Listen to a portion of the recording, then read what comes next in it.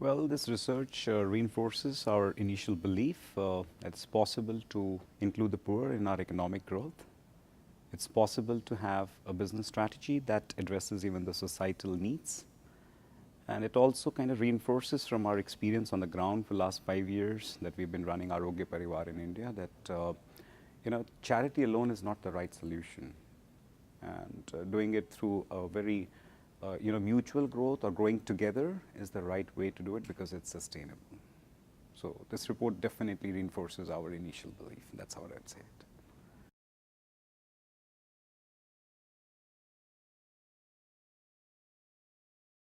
See, for us as Novartis, we are looking at now two ways to grow further our social business effort. One is by going deeper and is also going wider. So let me talk a little about going deeper. So we are looking at further partnerships in the health and hygiene sector so that we can improve the overall health impact for the poor and also as along bring the social enterprise opportunities for our health workers. That's mostly in India because we've been running on the ground for about 4 years.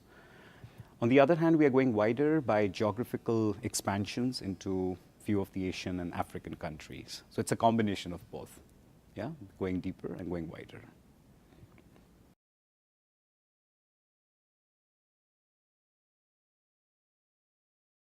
Well, I think if this has to gain further traction or more organizations and businesses have to follow this, the shared value growth, we need to have an evidence or the proof of concept. It needs to become sustainable.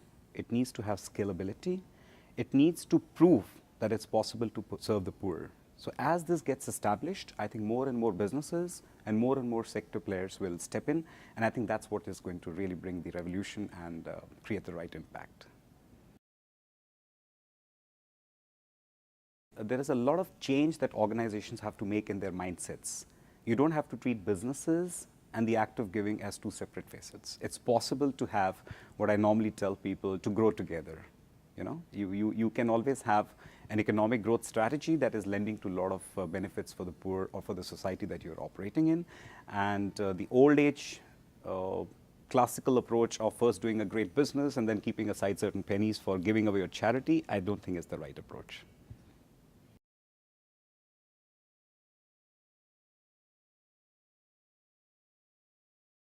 I think these kind of initiatives need to have a very long-term perspective. Overnight you cannot just address such vast challenges. If you look at, like, for example, healthcare access. So about roughly 1/3 of our world, 2 billion people not having healthcare access or medicine access. You cannot just solve it to a magical wand overnight. Need to have a structure. You need to have a certain different incentivization where that allows a bit of a better tolerance vis-a-vis the regular businesses in terms of both how long does it take to reach the break even. What are the different ways to support such a structural organization that is able to lead and nurture such a concept. So I think from a tolerance point of view, this needs a very different handling in an organization, and that calls for a lot of mindset and cultural rearrangements in the organization. And which for us, luckily at Novartis, I think the initiative started at the top. Today we have a separate structural organization called Social Business Group, where we lend a lot into our existing resources, but we also have our separate goals and the objectives for break-even, etc. So I think in all, what I would say, to recap what I'm saying, this needs a different mindset, this needs a different cultural management, and this needs a different structure within the organization so that you're able to focus and blend between the short-term and long-term goals.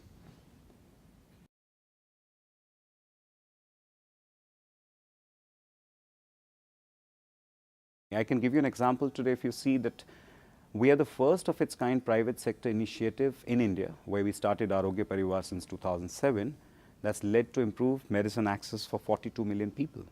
I mean, it's one of the largest of its kind. And you're talking about being able to make 80 products and about 12 therapeutic application areas made available across 33,000 villages. And this is not just one of the great social gains that I'm talking about even the economic growth for Novartis. Our local divisions have had business growth through this initiative in the last 3.5 years. And we clearly see, if you look at now, let's talk about some few numbers in India. India is about roughly 12 billion drug market. 20% comes from the villages, which is roughly about close to 4 billion. But if you go by the external published reports, it's going to be about a $6 billion opportunity. And we are one of the forerunners. So there's a great to be gained. It depends how early can you invest and be one of the forerunners in this.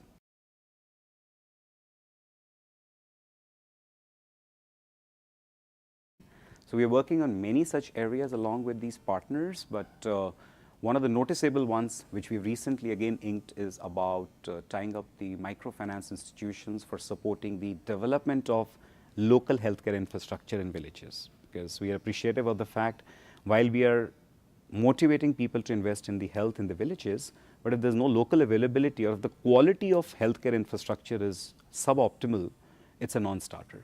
So we are parallelly building upon those two together. So we believe, I think, the way to succeed in this and to make a large scalable impact, it will take far more than one organization to really have the impact. So we need partners, we need alliances, complementary health and hygiene products and services. We need to have a win-win platform for all participating players, because each must get their own economic and social returns, and then this is bound to succeed. So we are already following that path of partnerships.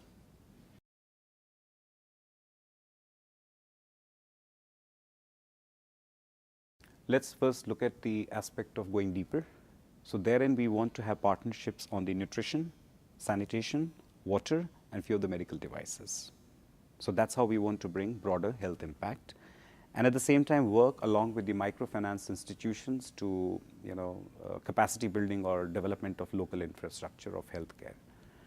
When I talk about going wider, I think the year 2012 we'll keep it aside more for finding what is really replicable, what's adaptable, what are the things that we need to readapt as we move to different countries, what are the different products, different diseases, cultural contexts, consumer behaviors, regulatory environments, etc. So it's a year of learning when it goes deep, wider.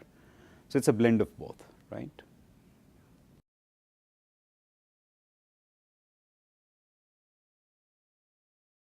You see, while I've been very closely associated with Arogya for the last 4 years, and these are the things I think that does two things. One is it instills our beliefs further that we can do it, and second, it encourages us to do even higher.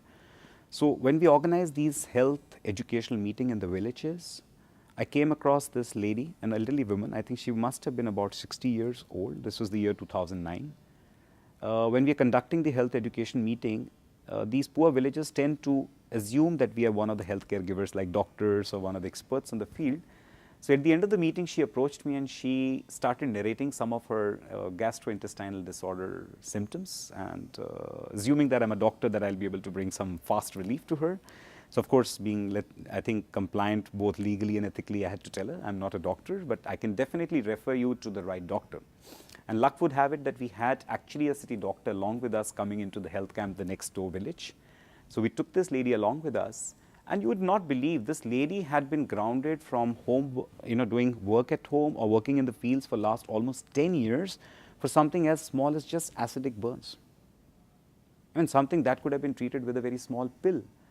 And once she realized that what she was suffering from and what is the cost of treatment, in about 2 days, we had very, I think, moving letter from the head of the village. She couldn't write herself, of course, which brought tears to our team, because she actually sent us a gratitude saying now she's back on her feet, she's able to look after her family, she's been able to pack food for them, and she's also started working half a day in the field, and she could fully afford this drug.